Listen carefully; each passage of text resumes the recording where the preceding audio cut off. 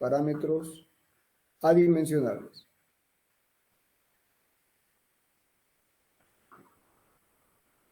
A S parámetros adimensionales. ¿Y S cuánto vale? Vale N menos R. ¿Y N qué es? N es el número de variables, es este número. Y R es el rango de la matriz, del análisis dimensional, ¿no? Es decir, el mayor subdeterminante no nulo. Entonces, para problemas, por ejemplo, que involucran masa, longitud y tiempo, ¿no? Las tres magnitudes, R en general hay que hacer la verificación de que es el rango, es el mayor subdeterminante no nulo de la matriz que surge de plantear el análisis dimensional, vale 3. Por ejemplo, si tengo un problema con M y L, R vale en general, hay que hacer la verificación, R vale 2.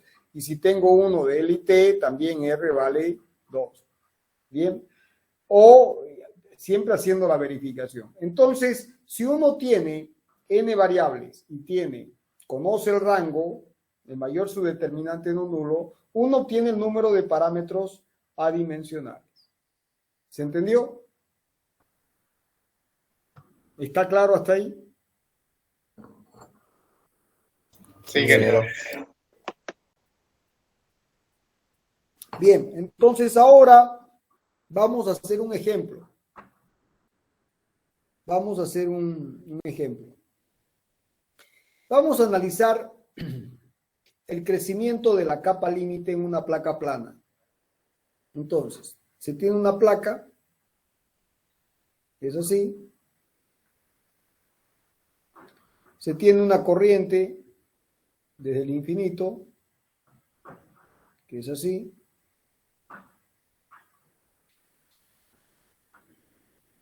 Y aquí se tiene la velocidad no perturbada, por eso se llama V infinito, la velocidad del infinito. Entonces, cuando la corriente llega en contacto con la placa, aparece la fricción. Entonces, esa fricción se extiende en este sentido, hasta una distancia donde prácticamente uno puede considerar que, en teoría, la perturbación se extiende hasta el infinito, pero el valor es asintótico. Entonces, cuando la velocidad se aproxima al 99% de la velocidad no perturbada, uno dice que terminó el efecto de fricción de la placa. Y si uno une esos puntos, uno tiene una curva que es así. Una curva que es así.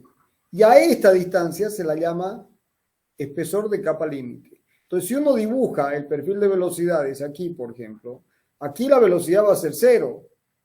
¿De acuerdo? Y aquí la velocidad es asintótica a V infinito. Esto es V infinito. Entonces la velocidad tiende así, así, así, y aquí se hace asintótica. Se hace asintótica. ¿Se entiende, no es cierto? Este es el perfil de velocidades. Ese es el perfil de velocidades. ¿Se entiende? Y en este punto, la velocidad, esta velocidad es 0.99 de V infinito. Entonces, como es el 99%, uno dice, ahí termina. El resto asumo que es V infinito. Entonces, uno asume la capa límite resulta ser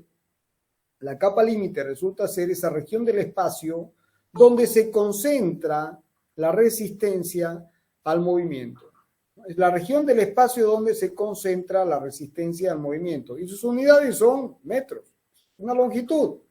Entonces, ¿cuál es la longitud en la que se concentra la resistencia al movimiento? Entonces, las unidades son metros, o centímetros, o milímetros. Bueno, en este análisis, si este es el eje de simetría, aquí tendremos la capa límite para la parte inferior. Bien, ahora, si uno adopta como sistema, se entendió el planteamiento del problema, ¿no es cierto? ¿Se entendió? Ingeniero.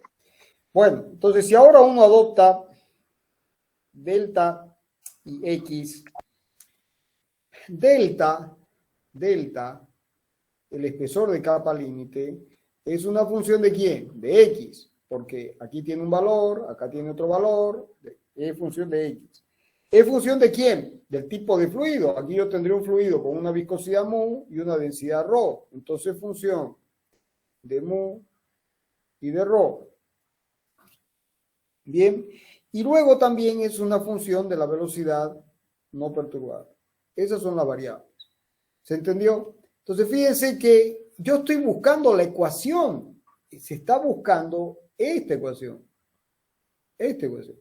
Pero ahora vamos a ver cómo aproximar esa ecuación simplemente analizando las dimensiones. Bien. Entonces, si uno tiene delta como una función de x, mu, rho y la velocidad no perturbada, la velocidad en el infinito, ahora uno puede escribir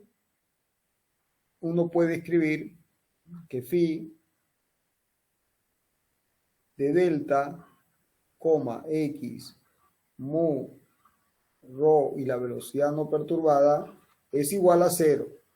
Es como cuando uno tenía el periodo del péndulo. ¿Se acuerdan? El periodo del péndulo valía 2pi raíz de L sobre G. Entonces, T es una función de la longitud y de la gravedad. Pero ahora yo puedo escribir una función. Esto lo puedo escribir así, miren. Se puede escribir como T menos 2pi raíz de L sobre G igual a 0. O sea, una función de T, L y G es igual a 0. Bien, lo mismo aquí. Ahora, ¿cuántas variables hay? ¿Cuántas variables hay? 1, 2, 3, 4, 5. ¿Cuánto vale n? Vale 5. Bien, fíjense, esto es una longitud. O sea, delta es una longitud. X es una longitud. Mu tiene unidades de masa, longitud y tiempo. Rho tiene unidades de masa y longitud, kilos por metro cúbico. Y la velocidad tiene unidades de longitud y tiempo. O sea que el problema involucra masa, longitud y tiempo. O sea que es muy probable que el rango de esta matriz de dimensiones, ¿cuánto vale? 3. O sea, 5 menos 3, perdón. Es muy probable que el rango sea 3. Por lo tanto, S, que es el número de parámetros adimensionales, vale n menos r, es 5 menos 3, es decir, 2. El problema tiene dos parámetros adimensionales.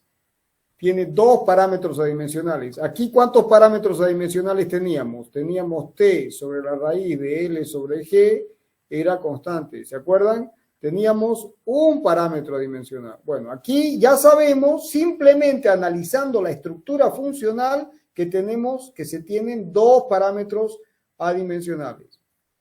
¿Se entendió?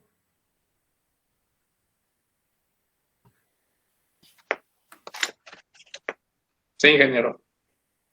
¿Todos lo entendieron? Sí, ingeniero. Sí, ingeniero. Sí, ingeniero. Bueno, ahora vamos a determinar los parámetros. Bien, ahora determinamos los parámetros.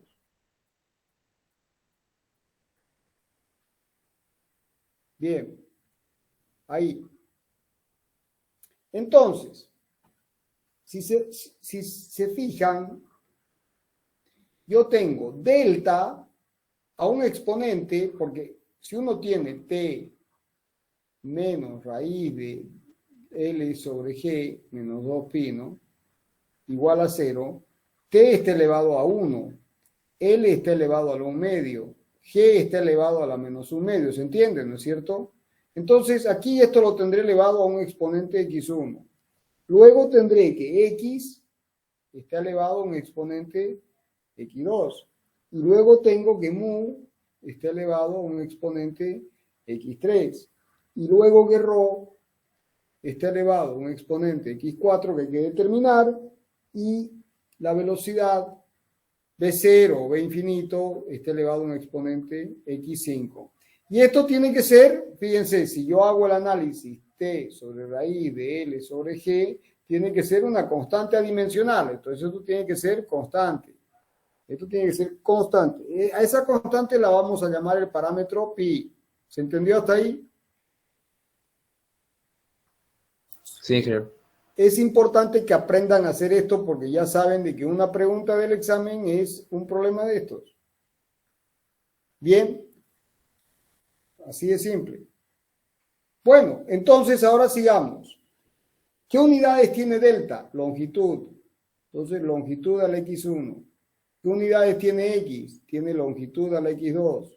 ¿Qué unidades tiene mu? Bueno, mu tiene unidades de masa sobre longitud, tiempo, a la x3.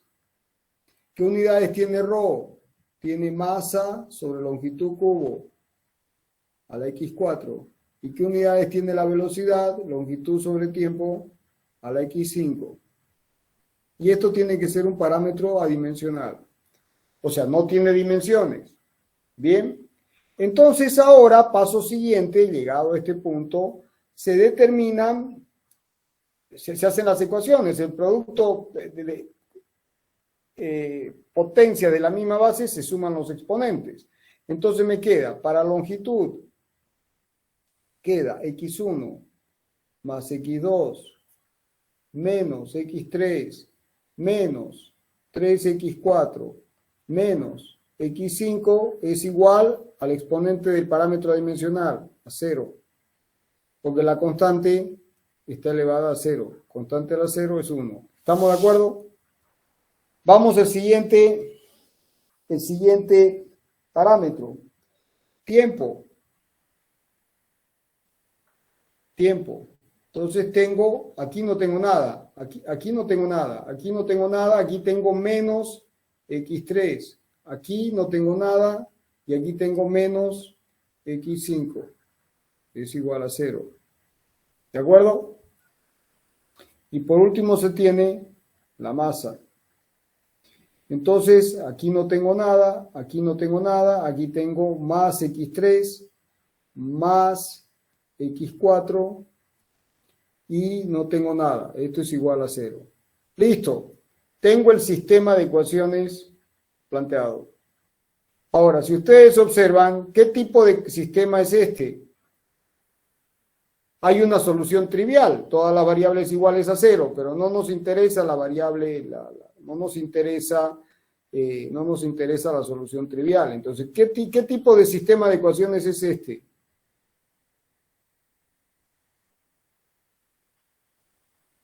Indeterminado.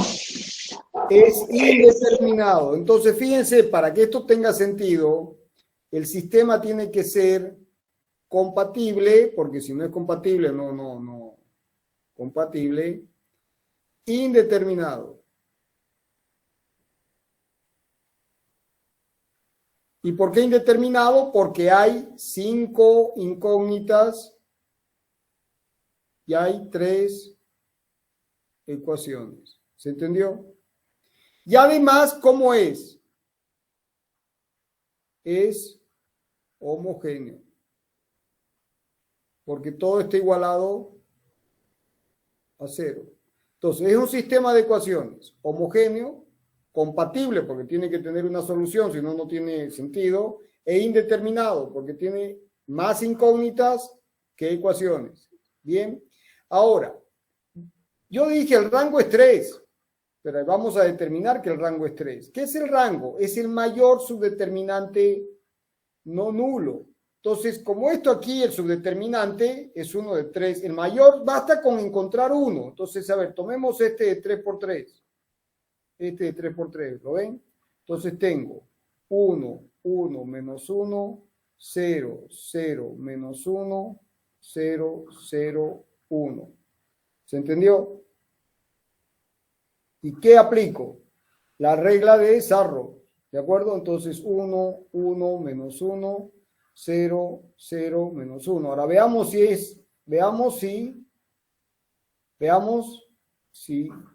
es distinto de 0. Entonces me queda 0, 0, 0. Y aquí me queda 0, 0, 0. Ese no me sirve. Entonces busco otro. ¿Se entendió, no es cierto? Entonces busco otro.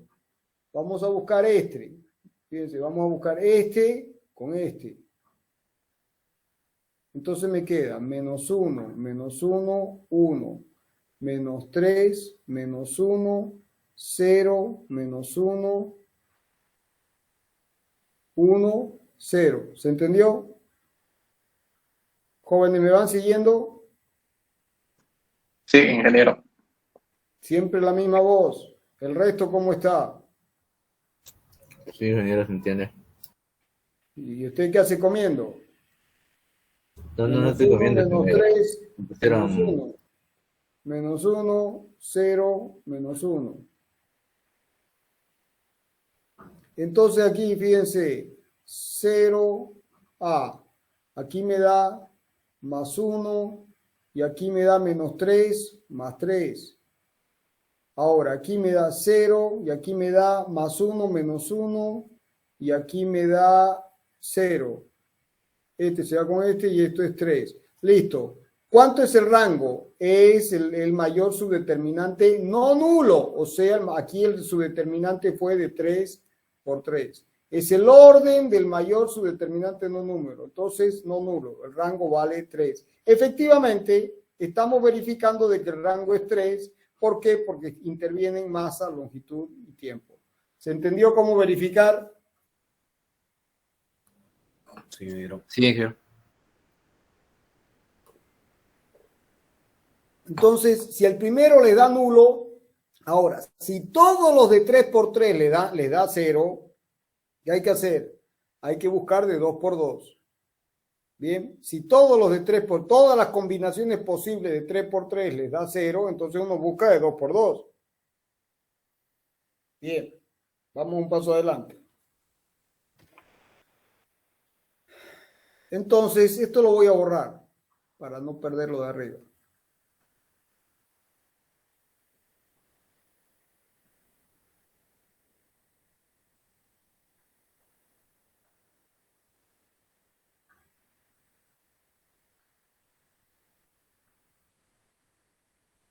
Bueno, ya sabemos entonces que... ¡Wow! Me pasé en la borrada. Lo hacemos de nuevo. X1 más X2 menos X3 menos... No sé qué dice.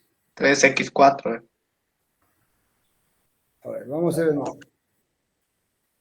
Entonces queda longitud X1 más X2 menos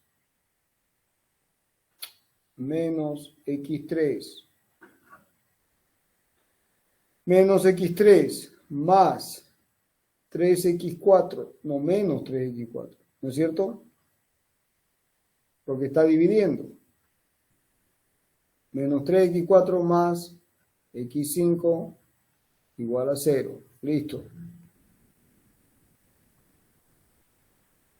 Siguiente. Tiempo. Entonces esto es 0, me queda menos X3 y luego me queda 0 y menos X5. Es igual a 0. Y luego la masa. Entonces me da 0, 0 y menos X3 más X3 más X4 y en 5 igual 0. Bien, este es el sistema de ecuaciones.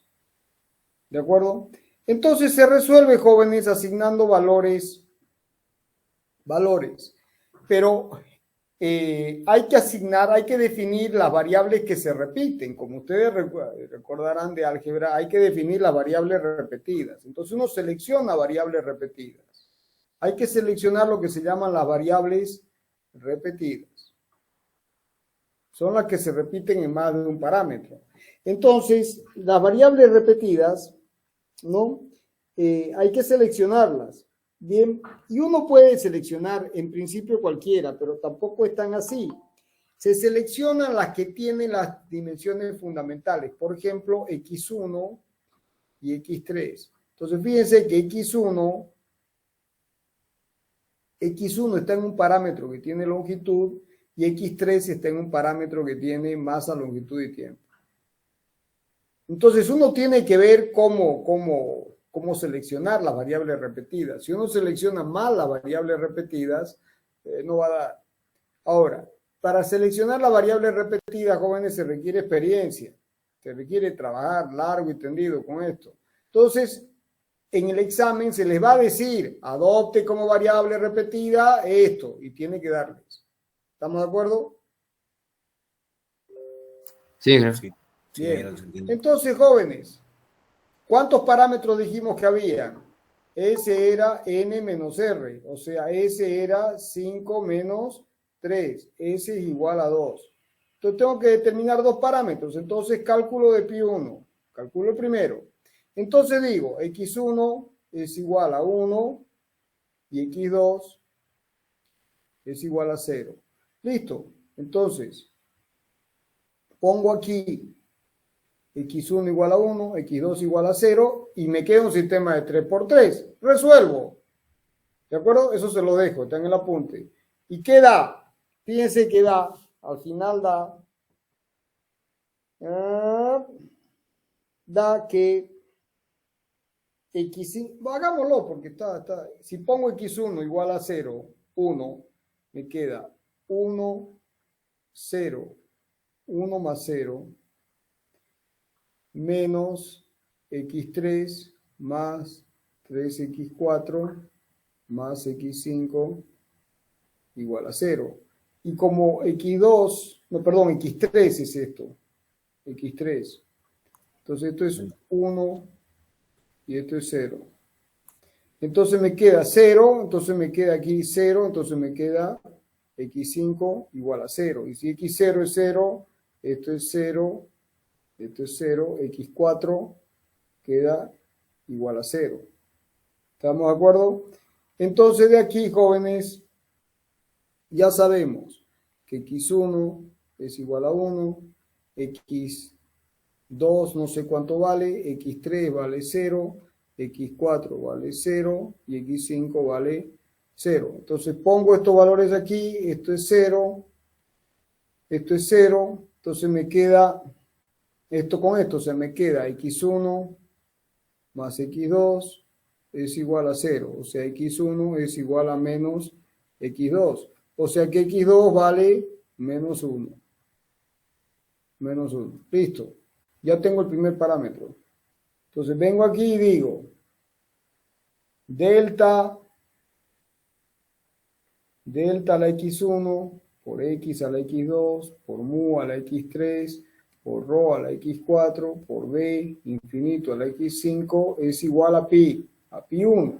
Entonces el parámetro pi1 vale delta a la 1 por x a la menos 1 y todo esto es 0. O sea, mu a la 0 es 1. Esto vale 1 y esto vale 1 y esto vale 1. Entonces esto vale delta sobre x. Listo, ya tenemos el primer parámetro. El primer parámetro dimensional vale delta sobre x. ¿Se entendió? ¿Se entendió el método?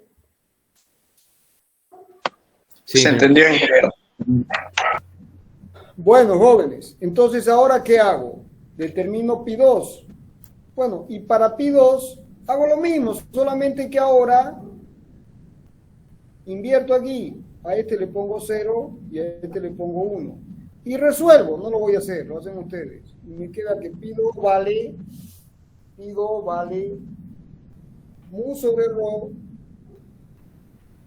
sobre b infinito por x. Pero esto es nu, o sea, esto es nu sobre b infinito por x. Y fíjense que este es el número de Reynolds invertido. Entonces yo digo, se dice aquí, que pi2 estrella es igual a 1 sobre pi2. O sea que es b infinito por x sobre nu. ¿Y esto qué es? El número de Reynolds. Es una velocidad sobre nu por una longitud característica, que en este caso la longitud característica es la coordenada x, es el Reynolds x. Entonces, jóvenes, fíjense que hemos llegado al punto en que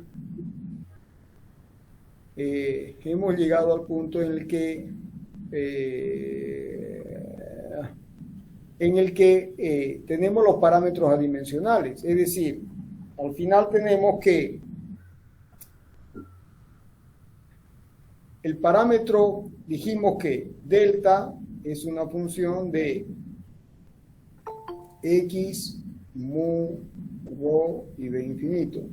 Y ahora voy a tener dos parámetros adimensionales, o sea, tengo una función del parámetro pi1, pi2 igual a 0.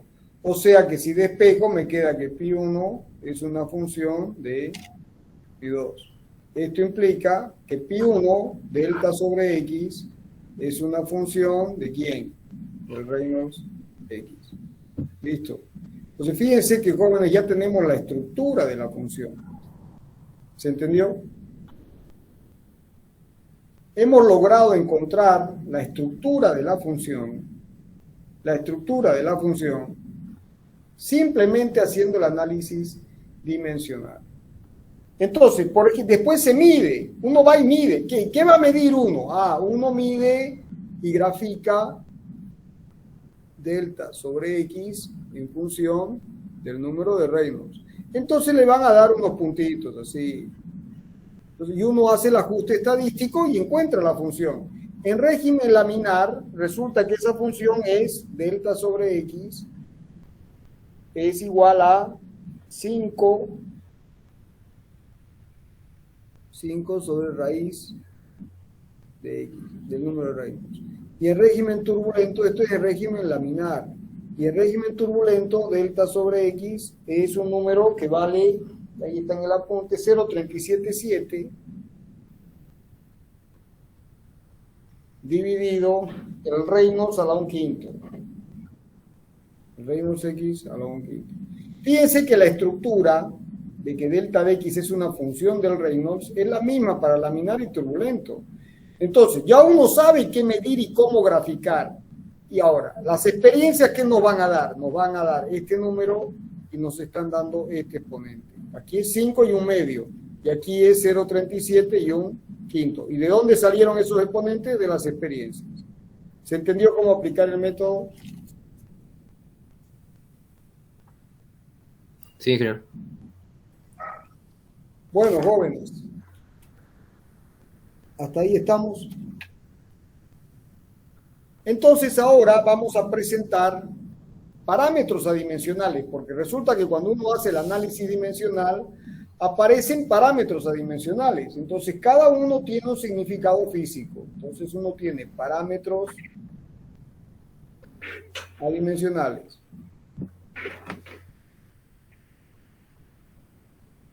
P sub I. Bueno, ¿y cuál es el significado físico? Bueno, empecemos con el número de Reynolds. El número de Reynolds se define como U por una longitud característica sobre nu. En general, esta longitud característica se va seleccionando. Por ejemplo, en el caso de la capa límite, L vale X. En el caso de una tubería, L vale D, el diámetro. En el caso de un canal, L vale 4 veces el radio hidráulico. Bien, entonces depende de cada caso, una longitud característica. Y el número de Reynolds, ¿qué es lo que da? Como tienen ahí en el apunte, es la relación de las fuerzas de inercia respecto de las fuerzas viscosas. Entonces, este número es la relación entre las fuerzas de inercia y las fuerzas viscosas. Entonces, un número de Reynolds muy alto da régimen turbulento, que significa que las fuerzas de inercia son muy importantes respecto de las viscosas. Un número de Reynolds muy bajo significa que las de inercia son pequeñas y las viscosas son muy altas. Hay mucho efecto de la viscosidad. Otro parámetro adimensional es el número de Freud, que se define como una velocidad sobre la raíz de g por una longitud representativa. Y esto también, ¿y esto qué representa? La fuerza de inercia sobre las fuerzas gravitatorias. Entonces, un número muy bajito significa que las fuerzas de inercia no tienen importancia y las fuerzas gravitatorias son muy grandes, ¿no? Ahora, si el número de Freud es muy alto, ¿no? Entonces las fuerzas de inercia son importantes con respecto a la gravitatoria. Son parámetros adimensionales que dan la importancia relativa de las fuerzas de inercia con respecto a otro, siempre es la fuerza de inercia, o sea, entiéndase por fuerza de inercia, masa por aceleración, respecto de alguna otra fuerza en particular, que puede ser las fuerzas viscosas, las fuerzas gravitatorias, la de tensión superficial y así siguiendo. ¿Se entiende? Sí, ingeniero. ¿Entendió o no se entendió? Sí, ingeniero. Bueno, otro parámetro, jóvenes, ahí en el apunte les he puesto, está en detalle, el número de Mach, por ejemplo, que lo hemos visto en flujo compresible. El número de Mach, que es la relación entre la velocidad del gas respecto a la velocidad del sonido, o la velocidad del sólido que se mueve en aire, en un gas, ¿no? Bueno, entonces da una idea de si uno está en régimen subsónico, sónico o supersónico o hipersónico. Bien. Otro parámetro es el número de Weber, este es el número de Mach. Este es el número de Froude. Este es el número de Reynolds. Bien. Otro parámetro importante es el número de Weber. Que se expresa así o con una W negrita. Así. ¿Y cuánto vale ese número? Bueno, vale B cuadrado por L, B cuadrado por una longitud representativa dividido sigma sobre rho. Y sigma sobre rho, sigma, ¿qué es? Es el coeficiente de energía superficial. Entonces, ¿qué da el número de Weber? La relación entre las fuerzas de inercia y las fuerzas de tensión superficial. Entonces, esto se aplica mucho en flujo en tuberías. Esto se aplica mucho en flujo en canales. Esto se aplica mucho en flujo de gases. Esto se aplica mucho en problemas de ingeniería química, detergentes. Donde hay burbujas está el número de Weber. ¿Se entiende? Bueno, otro para los coeficientes, jóvenes, los coeficientes de presiones. Si ustedes toman la expresión de Bernoulli, Z más B sobre gamma más B cuadrado sobre 2G, fíjense que el coeficiente de presiones se define como el delta P, o sea, el cambio de la presión, por unidad dividido rho B cuadrado, esto es rho G, ¿no? Dividido rho B cuadrado sobre 2. O sea, el efecto de la energía de presión respecto de la energía cinética. Ahora, esto puede ser expresado para la presión media. Uno puede tener el coeficiente de presión para los valores medios, delta P medio sobre rho B cuadrado sobre 2, o para los valores fluctuantes, el CP', que es el P'.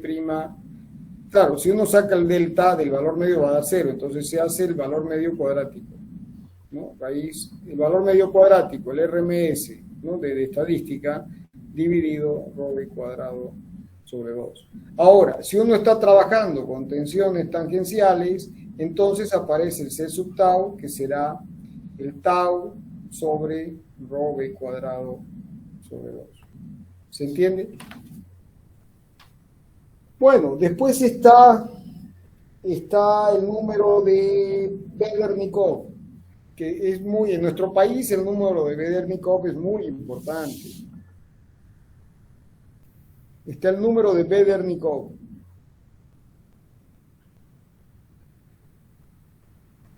El número de Vedernikov, B, se define como, ahí lo tienen en el apunte, como X por gamma por B sobre BW menos B. Entonces, ¿qué es X? Es el exponente del radio hidráulico. Este es el exponente del radio hidráulico. Después, ¿qué es B? Es la velocidad media del flujo. Esto es velocidad media del flujo. Velocidad media del flujo. Esta es la velocidad de la onda pulsante.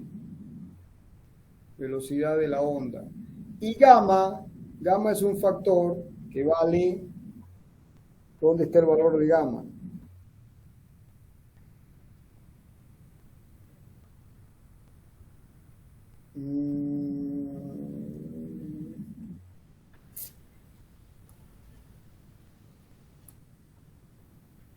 Gamma es el factor de forma que vale 1 menos R por D capa de omega. 1 menos R por D capa de omega. Entonces, esto se usa mucho en canales de gran pendiente. En canales con una pendiente muy grande y flujo supercrítico. Entonces, uno tiene el canal, para que se entienda qué es esto. Este es el canal. Esto es omega. Este omega que está aquí. Y este es el perímetro mojado. Ustedes ya saben, ya lo hemos explicado. Este es el perímetro mojado, que es este de aquí. Y este es el radio hidráulico. Y el radio hidráulico es omega sobre el perímetro mojado. Bien. Bueno, es eso. Ahora, básicamente, ¿qué nos está diciendo esto? Que si el número de Bedernikov es menor que 1, no hay flujo pulsante. Ahora explico qué es. Si el número de Bedernikov es igual a 1, estamos en la condición límite. Y si esto es mayor que 1, hay flujo pulsante. Hay flujo pulsante. Entonces, ¿qué está pasando, jóvenes? Lo que está pasando es que si ustedes tienen un canal con una pendiente como esta, y este es el nivel del agua, entonces uno tiene flujo con la velocidad media, aquí, ¿no? La velocidad media B. Pero claro, si la pendiente es pequeña, no pasa nada. Pero si yo paro esto, le doy una gran pendiente, además de tener la velocidad media, cada tanto se me desprenden unas ondas. Y esas ondas viajan con una velocidad BW. Y estas ondas son ondas rodantes. Y no se producen de manera continua, son rodantes, sino que se producen por pulsos, cada tanto. ¿Cómo pueden verlo? Muy simple, agarren una charola en su casa y la ponen en una charola grande y la ponen horizontal y aquí dejan pasar, aquí hacen que caiga el grifo, un chorrito, y la van parando la charola, la van parando y van observando qué pasa. Y van a ver que hay un momento en que aparecen unas ondas que se desprenden y viajan con una velocidad BW. Entonces, ¿cuál es el problema, jóvenes? Esas ondas, cuando se generan, ¿no?, tienen una gran cantidad de movimiento. Entonces, si chocan contra un puente, por ejemplo, se lo pueden llevar al puente. Como ha sucedido entonces. ¿Y dónde aparece? En canales de montaña. ¿Por qué? Porque la condición es que la pendiente del canal tiene que ser muy grande. Por ejemplo, en Santa Cruz, ¿dónde aparecen? En la zona de La Guardia. ¿Por qué? Porque están en la zona donde están saliendo de la cordillera, la pendiente es muy grande. Entonces, claro, cada vez que hay la transición, uno sale de la cordillera. Entonces, en esta zona, la pendiente es muy grande. Entonces, como la pendiente es muy grande, ¿qué está sucediendo? Ah, bueno, viaja y aquí se forma. Ahora, una vez uno pasa la zona, otra vez aquí, aquí la pendiente es pequeña. Aquí desaparecen. Aquí desaparecen y esta es la zona de formación. ¿Se entiende? Bueno, ¿cómo se detecta? Con el número de Bedernikov. Bueno, también está el número de Cauchy, hay infinidad de números, jóvenes. El número de Cauchy, el número de Euler, el número de Prandtl, que se usa mucho en química, el número de Biot, que se usa en transferencia de calor. Todos son números adimensionales. Ya ustedes saben el concepto y saben que cuando uno tiene un parámetro y uno no sabe qué es ese parámetro, uno va y busca en los libros. Y dice, es este número. Y uno rápidamente lo identifica. ¿Se entendió? Sí. Bueno, yo pensaba terminar hoy, pero como tenemos tiempo, terminamos el miércoles. El miércoles damos semejanza dinámica, de acuerdo a toda la teoría de modelos. Bien, ¿cuándo termina el semestre? ¿Fin de julio? Sí. Falta harto Ya, ingeniero. el miércoles estaría la última clase y nos quedan solamente el parcial y el final. ¿De acuerdo? Ha sido un buen semestre, jóvenes. Ha sido un buen semestre. ¿Está?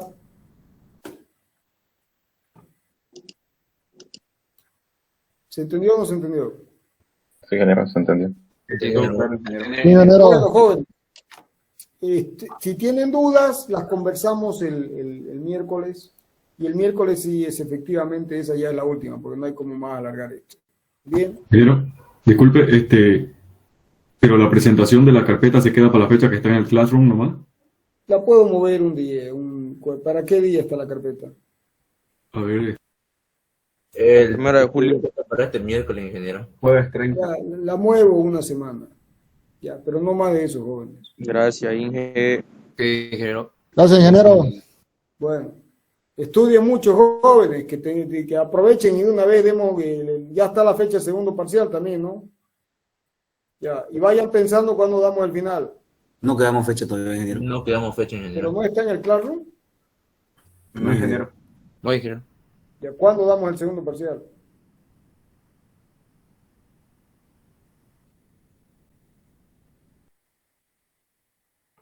¿Cuándo damos? El más o 9. menos después de la presentación 15. final. Terminando. Podría ser si presentamos la carpeta el miércoles, podría ser el siguiente miércoles. Listo. Y al siguiente miércoles damos el final y se terminó. Ya voy a levantar las fechas en el Classroom, ¿de acuerdo? Está perfecto, ingeniero. Cualquier cosa lo discutimos el miércoles. Perfecto, ingeniero.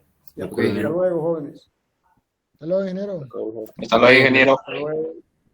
Hasta luego.